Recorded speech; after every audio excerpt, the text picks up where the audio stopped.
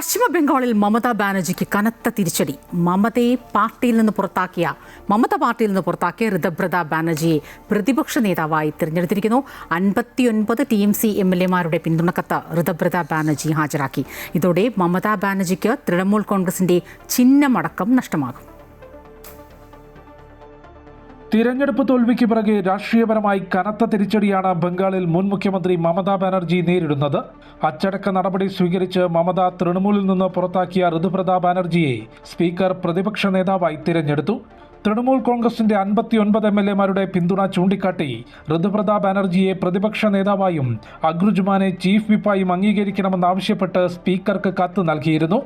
ആകെ 80 MLA-മാരുള്ള പാർട്ടിയിൽ 2/3 ഭാഗത്തിലധികം അംഗങ്ങളുടെ പിന്തുണയുള്ളതിനാൽ കൂറുമാറ്റ നിരോധന നിയമം ബാധകമാകില്ലെന്നും ഇനി തങ്ങളാണ് ഔദ്യോഗിക തൃണമൂൽ കോൺഗ്രസ് എന്നും ഋതുപ്രത വിഭാഗം അവകാശപ്പെട്ടു.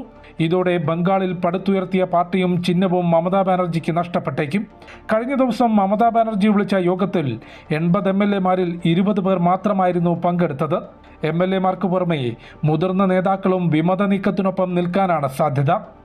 അമൃത ന്യൂസ്, ന്യൂഡൽഹി.